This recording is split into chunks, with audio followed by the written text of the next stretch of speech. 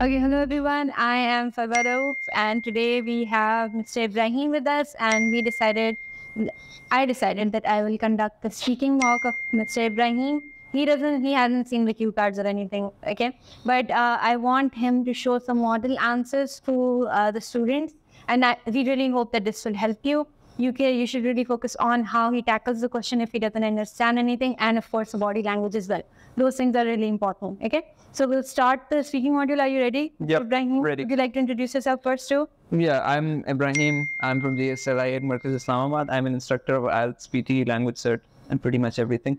Everything. So, yeah, let's get on with our task here today. Okay, so let's start. Right?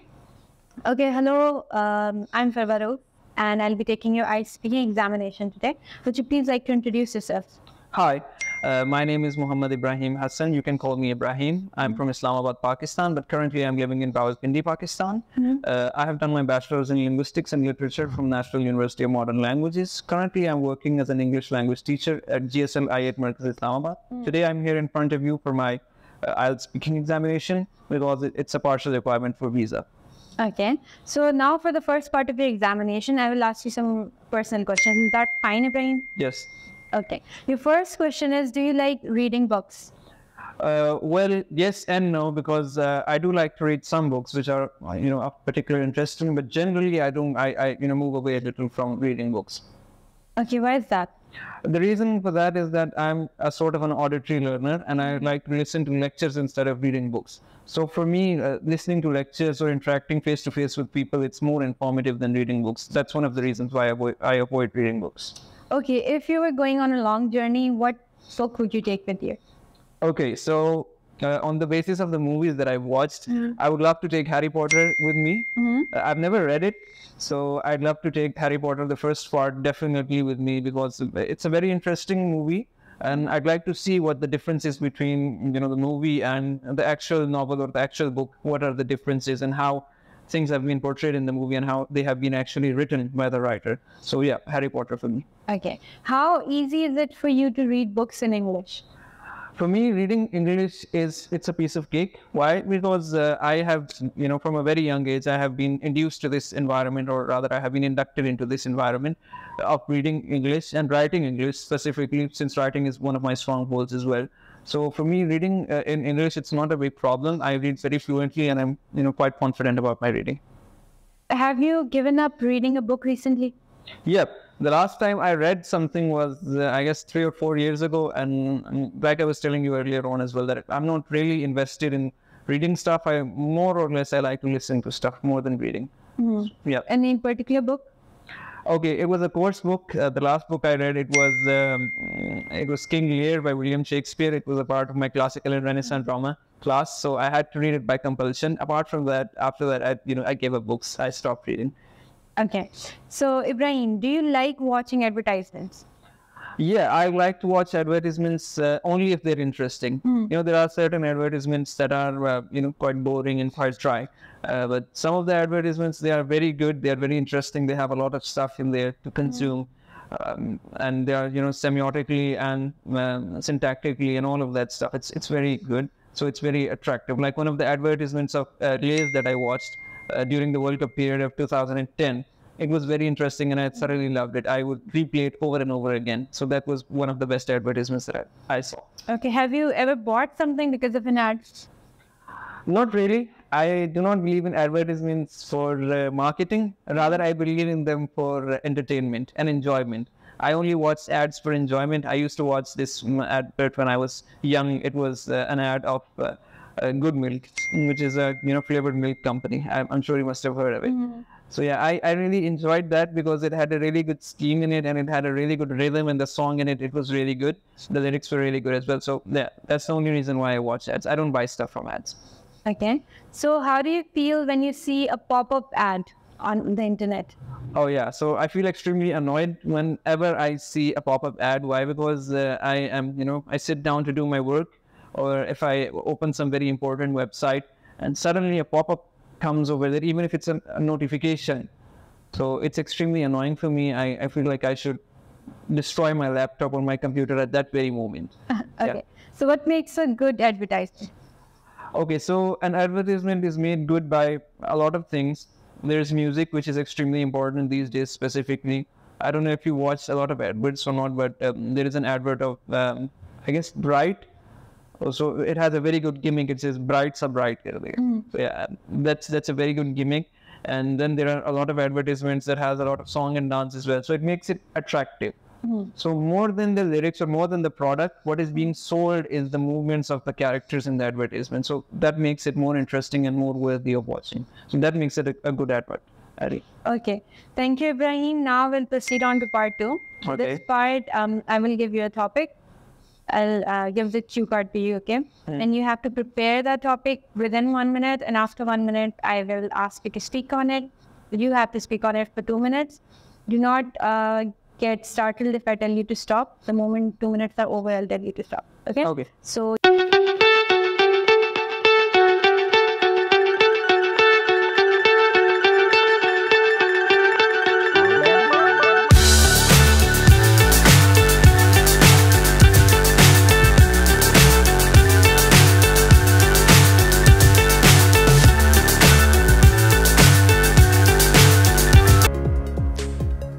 Okay, Ibrahim, your time's up. Okay. Would you like to read the question for those of us Okay. who are watching? So the question I got was, I have to describe an interesting piece of news that I recently heard about, and I have to say what the story was, who was involved in the story, where I heard or read about the news, and I have to explain why this news was very interesting to me. Okay. Should I start? Yes, please start now. Okay, so to describe an interesting piece of news that I recently heard, one of the most interesting and one of the most devastating news, rather, that I just recently heard was of the arrest of Imran Khan. It was, a couple of months ago. Yeah. So this news was actually, like I said, it was about Imran Khan, so he was involved in that news as well. And how I heard it, my father, he was at work, and we did not have any cable or internet that day. So my father called me from work and he said, "Have you seen the news?" I said, "Which news?" So he told me that Imran Khan has been arrested and there is a lot of violence outside and all of that stuff. So don't leave the house. Okay, so that was there was an upsurge in violence starting from that day. There are a lot of trials and courts as well. So that was one of the main reasons why that news was extremely important for me rather. Apart from that, another important news that I heard in the previous days was of the birth of my nephew. It wasn't really that recent, but it's very important to me. So it was obviously related to my brother and his wife and their newborn baby. So it was really, a time of happiness for me. Why? Because whenever a baby is born, especially of your elder brothers, you get really happy for that. Okay? So I was given that news by my father as well.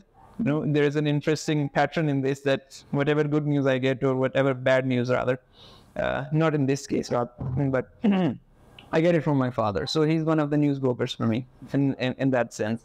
So he told me about that news, and it was really a time of joy for me, because my brother, he had a child after some 6 or 7 years. So throughout the family, it was a time of joy and happiness, and we were all exuberated and filled with joy. So we were all excited as well. We were waiting for the time when the baby would arrive at the house from the hospital.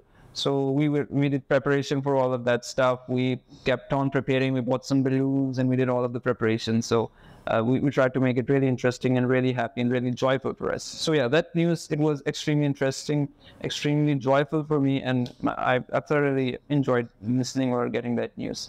Okay, thank you, Ibrahim. Your time's up. Now we'll move on to part 3. We know the deal. In part 3, you have to, yes, thank you for that. You kind of have to justify your argument. You're not just answering for the sake of answering. Yep. Okay, you have to justify the argument that you have. So your first question is, how do people get their news in today's society? Nowadays, people get the news from social media mainly, because social media, it's a sort of, a communication or a networking hub. So it's become extremely important for people nowadays, and people are more invested, rather they invest their time more in social media. So they get every sort of important news from the social media. I myself get a lot of my news from the social media. So social media would be the answer for this. Okay, how do you think people will get their news in the future? Yeah, in the future, I think social media would be a good medium of getting the news in the future as well, because like the trend, if we see the trend these days, social media has a rise in popularity throughout. If you look at Twitter, a lot of people, when they want to get some authentic news, they don't go to a newspaper or they don't watch a television, so they actually go to Twitter. That is one of the truths, especially in our nation of Pakistan as well. Overall, abroad as well, all of the important people, they post their news on Twitter, and it's accessible to everyone out there, so yeah, they get a good insight to the news. So I feel like social media is, while in the future as well, social media is going to be a very important medium of communication and to get some news, authentic news. Okay. How does modern technology affect the delivery of news? Well, in recent times, or rather in older times, we used to get our news from newspapers. Not we, our parents and our parents of our parents. So they used to get their news from newspapers. Then we actually shifted towards radio, which was another good form of getting your news and stuff, because we didn't have any television at that time. So as technology progressed and as we had technological advancements with the passage of time, so we moved on to television. Then on television, our parents and even us to some extent, we used to get our information and our news and all of that important stuff from television. But then as the times have progressed, now it's the time of internet, it's the world of the internet. We have Internet of Things, and we have social media, and we have different platforms from which we can get different news. So technology has definitely sort of affected the delivery of news, because we started off from newspaper and now we're at social media. We can get our news from our mobile phones now. So that's definitely a technological advancement. Okay, do you believe everything that you read in the newspaper? No, absolutely not. I have read some pretty crazy news in the newspapers as well. In fact, there was one headline on one of the leading newspapers of Pakistan. It's called Jung newspaper. So it had this headline that Mr. Qaim Shah, who was the chief minister of Sindh, he has passed away. So that was, it was an error on the part of Jung, and they actually apologized for that as well. So a lot of time that happens as well, and a lot of time the news that is presented to us, it's not authentic. So we have to verify first. It's very important for us to verify whether we're getting it on a newspaper, whether we're getting it from a television or radio or social media. We have to verify the news first. Okay. Let's move on to the topic of good news. In your opinion, when do people share good news? Okay, generally people share good news, of course, when they have, when they are in some sort of a happy event or when something really good has happened to them. So that is the main source of good news. That's where the concept of good news comes from. So people generally, they share good news to the people that are very important to them, the people that are very close to them. And even in the case of good news, people share their good news to random people as well.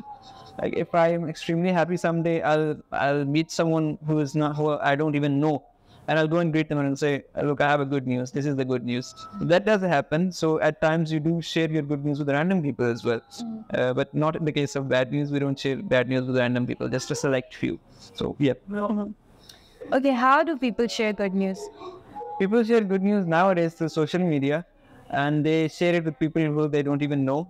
But for my case as well, when I cleared my matriculation examination in 2015, I went to social media, to Facebook, and I posted, Alhamdulillah, passed my matriculation examination with 753 marks. Yeah, don't focus on the marks though. So I was happy. So I just posted on social media. A lot of people, they post WhatsApp statuses.